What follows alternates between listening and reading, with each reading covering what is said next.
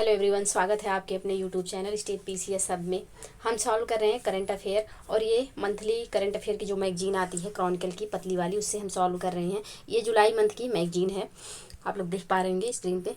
आप लोग को बता दें कि यहाँ पे देखिए जो इम्पोर्टेंट करंट अफेयर है यहाँ पे दिया हुआ है, और यहाँ पे मिसलेनियस में आपको यूपी पीसीएस आरओ का मॉक टेस्ट मिलेगा, और पत्र पत्रिकाओं का सार संक्षेप भी है। जो एनडीए का एग्जाम हुआ है उसका व्याख्यात्मक हल दिया गया है। झारखंड संयुक्त असैनिक सेवा प्रारंभिक परीक्षा का भी यहाँ पे परीक्षा प्रश्नोत्तर सार दिया हुआ है। साथ ही Uttar Pradesh current affair, Bihar current affair, समसामयिक प्रश्न दिया हुआ है, और ऑनलाइनर समसामयिकी भी यहाँ पे दिया है। तो चलिए आगे बढ़ते हैं और देखते हैं इस अंक में कहाँ तक का करंट अफेयर दिया गया है। तो 26 मई 2024 तक का करंट अफेयर यहाँ पे दिया गया है।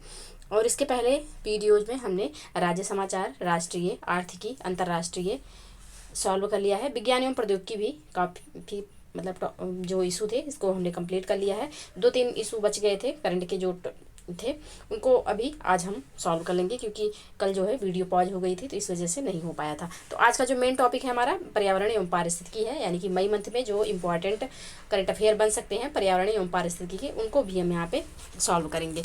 तो आप लोगों से वीडियो शुरू करने से पहले आप लोगों से रिक्वेस्ट है कि प्लीज़ आप लोग वीडियो में लास्ट तक बने रहिएगा और वीडियो को लाइक और शेयर करना ना भूलिएगा। चैनल पे नए हैं तो प्लीज़ चैनल को सब्सक्राइब कर लीजिएगा, ताकि कोई भी वीडियो चैनल पे अपलोड हो तो सबसे पहले नोटिफिकेशन आपको मिले। तो चलिए स्टार्ट करते हैं आज का करंट अफेयर। इसके जो पहले वाले वीडियो में हमने ब्लैक होल प्रणाली में उच्च ऊर्जा एक्सरे मॉड्यूलेशन की खोज तक जो है सॉल्व कर लिया था। आज का जो ये टॉपिक है ये होगा हमारा बाय 55 क्रैन की ई के निकट वायुमंडलीय गैसें। इसको यहाँ पे सॉल्व करेंगे।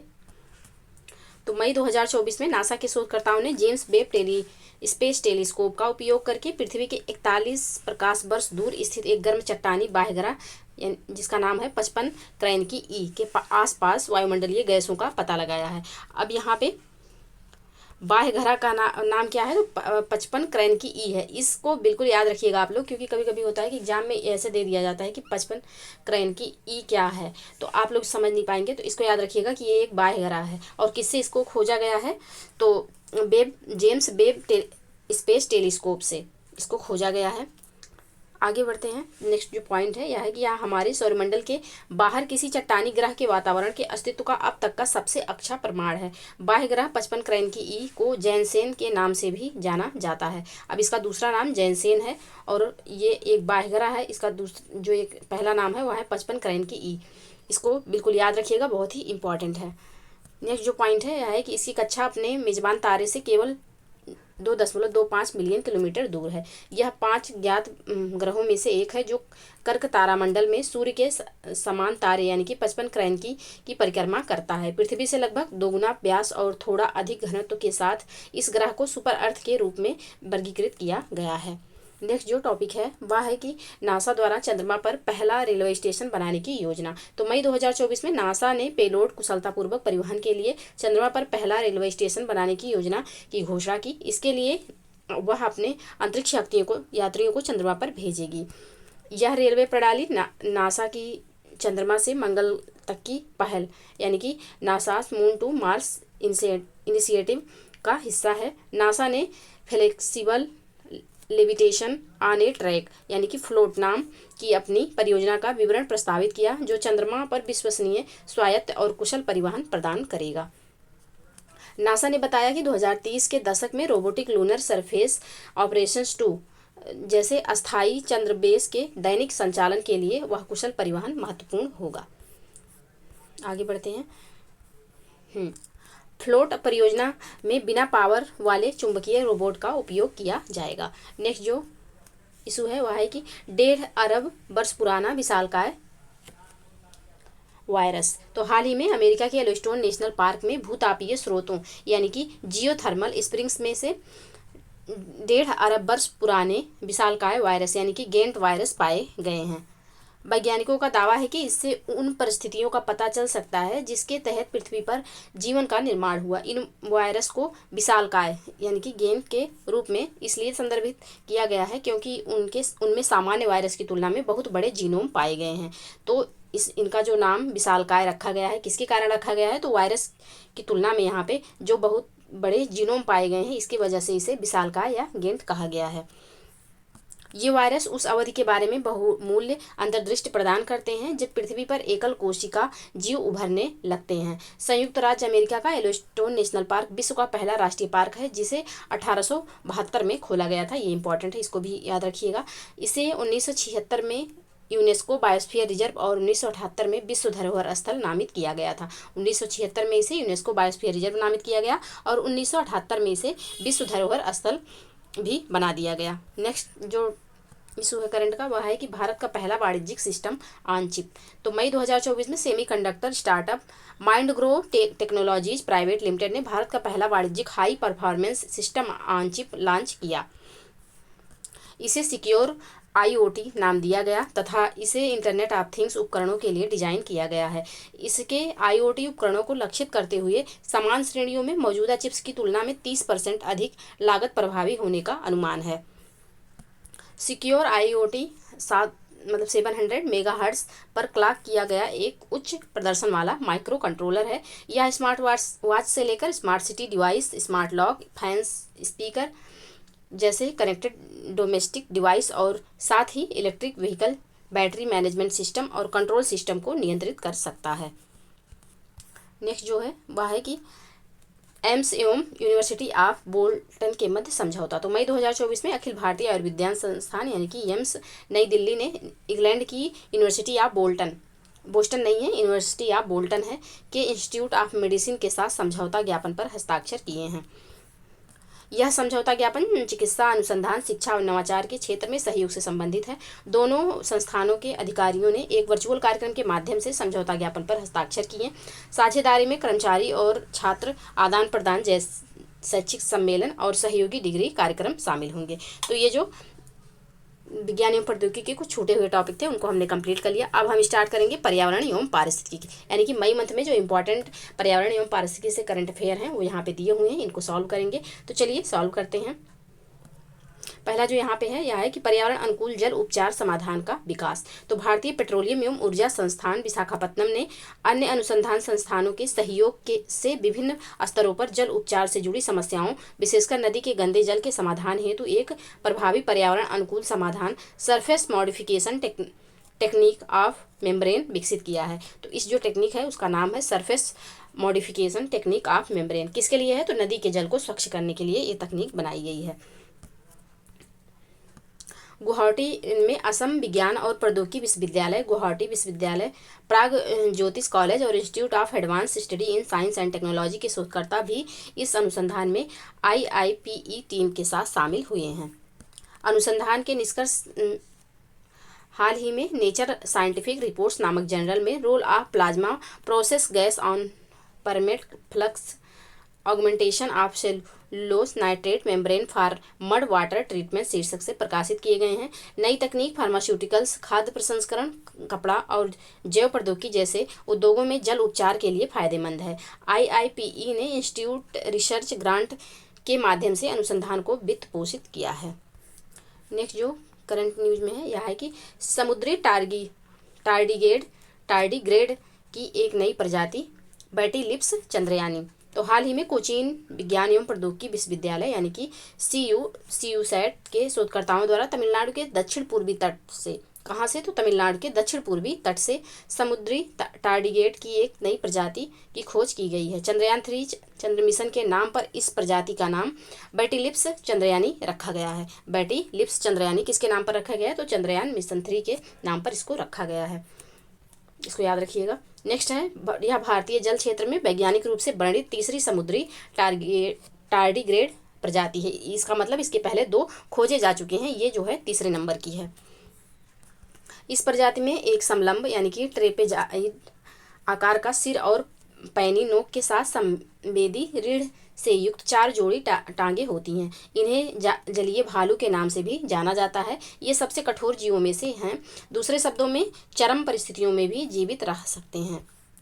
इनका जो दूसरा नाम है वह है जलीय भालू, इसको याद रखिएगा। सभी ज्ञात टार्डिग्रेड प्रजातियों में 17 समुद्री टार्डिग्रेड हैं।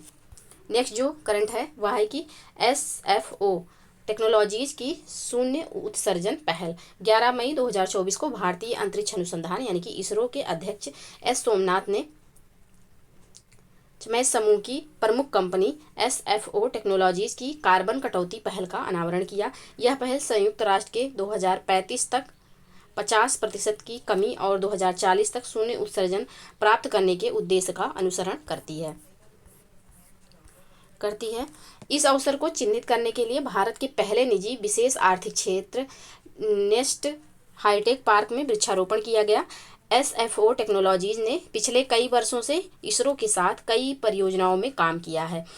इनमें चंद्रयान और आदित्य मिशनों के लिए एंटीना प्रणालियों का निर्माण और लॉन्च वाहनों के लिए क्रायोजेनिक इंजन नियंत्रण प्रणाली आदि शामिल हैं। भारतीय अंतरिक्ष अनुसंधान संगठन यानी कि इसरो की स्थापना वर्ष 1969 में की गई थी। इसका मुख्यालय कर्नाटक के बेंगलुरु में है तथा इसके वर्तमान अध्यक्ष जो हैं वह श्रीधर पणिकर सोमनाथ हैं। इनका पूरा नाम श्रीधर पणिकर सोमनाथ है और इसका जो मुख्यालय है इसरो का वह बेंगलुरु में है। स्थापना इसकी 1969 में हुई थी। नेक्स्ट जो करंट न्यूज में है यह है सरिस्का टाइगर रिजर्व से। हाल ही में सुप्रीम कोर्ट ने राजस्थान सरकार को सरिस्का टाइगर रिजर्व की क्रिटिकल टाइगर हैबिटेट के 1 किलोमीटर की परिधि के भीतर चल रही 68 खदानों को बंद करने का आदेश दिया है। क्रिटिकल टाइगर हैबिटेट को वन्यजीव संरक्षण अधिनियम 1972 के तहत पहचाने गए बाघ अभ्यारण्यों के मुख्य क्षेत्र के रूप में जाना जाता है। तो क्रिटिकल टाइगर हैबिटेट किसके तहत जाना जाता है? तो वन्य जीव संरक्षण अधिनियम 1972 के तहत जाना जाता है। ये पॉइंट जो है इंपॉर्टेंट है, इसको याद रखिएगा। क्रिटिकल टाइगर हैबिटेट की अधिसूचना राज्य सरकार द्वारा इस उद्देश्य के लिए गठित विशेषज्ञ समिति के परामर्श से की जाती है। सरिस्का टाइगर रिजर्व राजस्थान के अलवर जिले की अरावली पहाड़ियों में स्थित है। याद रखिएगा। तो सरिस्का टाइगर रिजर्व राजस्थान के अलवर जिले की अरावली पहाड़ियों में स्थित है। यह बाघों को सफलतापूर्वक स्थानांतरित करने वाला विश्व का पहला रिजर्व है। याद रखिएगा, विश्व का पहला है। बाघों को सफलतापूर्वक स्थानांतरित करने वाला विश्व का पहला रिजर्व है। यानी कि जब यहाँ पे बाघों को रखा गया तो ये बाघ यहाँ पे मतलब जैसे होता है कि कुछ लोग बाघ दूसरी जगह जाते हैं उनकी मृत्यु हो जाती है, लेकिन बाघ यहाँ पे सरवाइव कर लिए, मतलब जीवित रह लिए।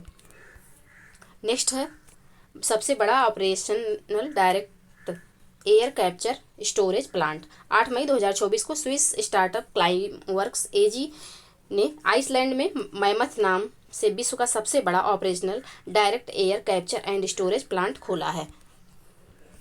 यह क्लाइमवर्क्स का ओरका आइसलैंड के पश्चात दूसरा DAC+S प्लांट है। यह प्लांट हवा से कार्बन डाइऑक्साइड निकालकर चट्टानों के रूप में जमीन के भीतर जमा करेगा। इस प्लांट में प्रतिवर्ष 36,000 टन कार्बन डाइऑक्साइड ग्रहण करने की क्षमता है। यह प्लांट वर्ष 2021 में ओरका जो है यह आइसलैंड में खोले गए विश्व के पहले DAC+S प्लांट से 10 गुना बड़ा है। यह प्लांट मॉड्यूलर डिजाइन में बनाया गया है और 2024 के अंत तक पूरा हो जाएगा। नेक्स्ट जो करंट न्यूज में है वेनेजुला से संबंधित है। एक मिनट। वेनेजुला अपने सभी ग्लेशियर खोने वाला विश्व का पहला देश। इंपॉर्टेंट है, परीक्षाओं में आप लोगों को देखने को मिल सकता है इससे संबंधित प्रश्न। तो आधुनिक इतिहास में वेनेजुला संभवतः अपने सभी ग्लेशियर खोने वाला पहला देश बन गया है। हाल ही में वैज्ञानिकों द्वारा वेनेजुला के आखिरी बचे हम्बोल्ट ग्लेशियर, इस ग्लेशियर का नाम आप लोग बिल्कुल याद रखिएगा। कौन सा ग्लेशियर? तो हम्बोल्ट ग्लेशियर को हिम क्षेत्र के रूप में पुनः वर्गीकृत करने के बाद यह बात सामने आई। नए शोध से पता चला कि एंडीज में हम्बोल्ट ग्लेशियर जो पहले बहुत बड़ा हुआ करता था सिकुड़कर 2 हेक्टेयर से भी कम रह गया है, जिसका मतलब है कि यह ग्लेशियर नहीं बल्कि बर्फ का मैदान है। ग्लेशियर सर्दियों में जमा हुए बर्फ से बने बड़े मोटे बर्फ के समूह हैं। वे आमतौर पर उन क्षेत्रों में पाए जाते हैं जहां औसत वार्षिक तापमान 0 के करीब होता है। नेक्स्ट जो करंट न्यूज में है यह है कि जकार्ता फ्यूचर्स फोरम में बिहार पर्यावरण सचिव का संबोधन। 3 मई 2024 को बिहार के पर्यावरण वन एवं जलवायु परिवर्तन विभाग की सचिव वंदना प्रियांसी ने वैश्विक जागरूकता बढ़ाने हेतु इंडोनेशिया में जकार्ता फ्यूचर्स फोरम को संबोधित किया। इस फोरम का आयोजन भारत और इंडोनेशिया के बीच राजनयिक संबंधों की स्थापना के 75 वर्ष पूरे होने के उपलक्ष्य में गतिविधियों के एक भाग के रूप में किया गया। इस दौरान न्यायसंगत और समावेशी ऊर्जा परिवर्तन की सुविधा के लिए अंतर्राष्ट्रीय सहयोग शीर्षक से चर्चा आयोजित की गई। अपने संबोधन में सचिव ने नवंबर 2021 तक भारत द्वारा अपनी विद्युत ऊर्जा उत्पादन के लिए गैर जीवाश्मी ईंधन पर निर्भरता को कम कर 40% का लक्ष्य हासिल करना और जलवायु सहनीय एवं निम्न कार्बन विकास पथ के विकास में अग्रणी बिहार राज्य जैसी महत्वपूर्ण उपलब्धियों पर भी जोर दिया। नेक्स्ट जो करंट न्यूज में है यह है मकड़ी की नई प्रजाति प्यूसेटिया छपरा जनी रविन प्यूसेटिया छपरा जनीरिविन क्या है? तो मकड़ी की एक नई प्रजाति है। हाल ही में मकड़ियों का अध्ययन करने वाले एक व्यक्ति आर्चेनोलॉजिस्ट अतुल बोडखे ने ग्रीन लिंक्स मकड़ी की पहचान की है, जिसे अभी तक पहले कभी भी खोजा नहीं गया था। मकड़ी की इस नई प्रजाति का नाम प्यूसेटिया छपरा जिनरविन रखा गया है। मकड़ी का यह नाम राजस्थान के ताल छापर क्षेत्र के नाम पर रखा गया है, जहां इसे खोजा गया था। तो छपरा से बिल्कुल भी कंफ्यूज मत होइएगा कि ये बिहार के नाम पर रखा गया है। ये रखा गया है राजस्थान के ताल छापर क्षेत्र के नाम पर। मकड़ी की इस प्रजाति की खोज निर्मला कुमारी और विनोद कुमारी द्वारा की गई थी। इसके नमूने जयपुर स्थित राजस्थान विश्वविद्यालय की कीट विज्ञान प्रयोगशाला में जमा कर दिए गए हैं। यह मकड़ी वाचेलिया निलोटिका यानी कि बबूल की पेड़ की हरी पत्तियों पर पाई जाती है। यह मकड़ी रात्रिचर होती है और छोटे छोटे कीड़ों को खाती है। नेक्स्ट जो करंट न्यूज में है यह है कि विश्व के 2/3 प्रवाल भित्तियों के विरंजन का जोखिम। तो अमेरिका राष्ट्रीय महासागरीय एवं वायुमंडलीय प्रशासन के अनुसार विश्व के लगभग 2/3 प्रवाल भित्तियां यानी कि कोरल रीफ्स पिछले वर्ष के दौरान हीट स्ट्रेस से इतनी बुरी तरह प्रभावित हुई कि उनमें विरंजन ब्लीचिंग की स्थिति उत्पन्न हो गई। अमेरिकी राष्ट्रीय महासागरीय एवं वायुमंडलीय प्रशासन यानी कि NOAA ने घोषणा की है कि विश्व का प्रवाल भित्तियों या मूंगा चट्टानें चौथे बड़े पैमाने पर ब्लीचिंग घटना की चपेट में हैं। एल नीनो के साथ साथ जलवायु परिवर्तन ने महासागर के तापमान में रिकॉर्ड उच्च स्तर पर बढ़ा दिया है। प्रवाल विरंजन तब होता है जब प्रवाल अपने ऊतकों में रहने वाले रंगीन शैवाल को बाहर निकाल देते हैं। शैवाल के बिना प्रवाल ढीले पड़ जाते हैं और भुखमरी और बीमारी की चपेट में आ जाते हैं। वैज्ञानिकों ने भारत और श्रीलंका सहित कम से कम 62 देशों में बड़े पैमाने पर ब्लीचिंग देखी। महासागर में वृद्धि के कारण अटलांटिक महासागर में कोरल पर सबसे अधिक प्रभाव पड़ा है। नेक्स्ट जो करंट न्यूज में है यह है कि दुर्लभ और लुप्तप्राय वृक्ष प्रजाति उनियाला मल्टीबैक्टीटा। हाल ही में 140 वर्षों के अंतराल के बाद शोधकर्ताओं ने पश्चिमी घाट में बेगामोन पहाड़ियों के एक गैर संरक्षित क्षेत्र में एक दुर्लभ और लुप्त प्राय वृक्ष प्रजाति यानी कि उनियाला बैक्टीरियाटा की पुनः खोज की है। स्थानीय रूप से इस प्रजाति को कुट्टूपुवम कुरुनिल्ला के नाम से जाना जाता है। बहुत टफ नाम है, कुट्टूपुवम कुरुनिल्ला। पुवम कुरुनिल्ला 2 से 5 मीटर ऊंचा एक छोटा पेड़ या बड़ी झाड़ी है। इसकी पत्तियां रुईदार बालों से ढकी होती हैं। तो ये क्या है? तो ये एक पेड़ या बड़ी झाड़ी है, वृक्ष ना होकर के या एक पेड़ है या फिर बड़ी झाड़ी है। इसकी जो पत्तियां होती हैं या रुईदार बालों से ढकी होती हैं। यह समुद्र तल से 1200 मीटर ऊपर सदाबहार जंगलों और चट्टानी घासों के मैदानों में पाया जाता है। यह केरल के बेगामोन, मेमला और एलप्पारा क्षेत्रों के लिए स्थानिक है। इस प्रजाति की खोज मूल रूप से 1880 में R.H. बेडडोम द्वारा पिरुमाडे में की गई थी। शोधकर्ताओं के अनुसार माना जाता है कि यह प्रजाति विलुप्त हो गई थी, लेकिन इसे संयोगवश पुनः खोजा गया है। बेगामोन पहाड़ियाँ इडुक्की कोट्टायम सीमा पर स्थित एक हिल स्टेशन है। नेक्स्ट जो करंट न्यूज में है वह है कि पौधे की प्रजाति एम्बलिका चक्रवर्ती। हाल ही में वैज्ञानिकों ने केरल के एडमालयार वन रेंज के भीतर आदि चिलथोट्टी गांव से एक नई पौधे की प्रजाति एम्बलिका चक्रवर्ती की खोज की है। याद रखिएगा, ये एम्बलिका चक्रवर्ती जो है ये पौधे की प्रजाति है, ना कि किसी इंसान का नाम, तो इसको याद रखिएगा। यह खोज SNM कॉलेज मालियनकारा, एर्नाकुलम राष्ट्रीय वनस्पति अनुसंधान संस्थान लखनऊ तथा UAE के किंग फहद विश्वविद्यालय के वैज्ञानिकों द्वारा की गई है। यह पौधे की प्रजाति करौदा यानी कि फिलेंथेसी परिवार से संबंधित है। एम्बलिका के पौधे आमतौर पर उष्णकटिबंधीय वर्षा वनों में झाड़ियों के रूप में उगते हैं। इसकी ऊंचाई 2 मीटर तक होती है। फूल और फल दिसंबर से जून तक लगते हैं। नेक्स्ट जो करंट न्यूज में है यह है सोनाई रूपाई वन्यजीव अभ्यारण्य। तो हाल ही में नेशनल ग्रीन ट्रिब्यूनल ने असम के मुख्य सचिव से सोनाई रूपाई वन्यजीव अभ्यारण्य, अभी याद रखिएगा कि सोनाई रूपाई वन्यजीव अभ्यारण्य जो है यह असम में स्थित है। तो सचिव से सोनाई रूपाई वन्यजीव अभ्यारण्य में मतदान केंद्रों, स्कूलों और अन्य निर्माण गतिविधियों को अनुमति देने वाले अधिकारियों का विवरण मांगा। सोनाई रूपाई वन्यजीव अभ्यारण्य असम के सोनितपुर जिले के उत्तर पश्चिमी क्षेत्र में स्थित एक संरक्षित क्षेत्र है। यह ग्रेट हिमालयन रेंज की तलहटी में स्थित है। इस अभ्यारण्य से बूढ़ी दिहिंग नदी होकर बहती है। तो इस अभ्यारण्य से बूढ़ी दिहिंग नदी को याद रखिएगा। ये किसकी सहायक नदी है? तो ब्रह्मपुत्रा की सहायक नदी है, इसको भी याद रखिएगा। तो ये जो कुछ इंपॉर्टेंट करंट अफेयर थे हमारे पर्यावरण एवं पारिस्थितिकी से, उनको हमने सॉल्व कर लिया। आप लोग वीडियो को प्लीज़ लाइक और शेयर करना ना भूलिएगा। चैनल को प्लीज़ सब्सक्राइब कर लीजिए। मिलते हैं नेक्स्ट वीडियो में, तब तक आप लोग पढ़ते रहिए, स्वस्थ रहिए। जय हिंद, जय भारत।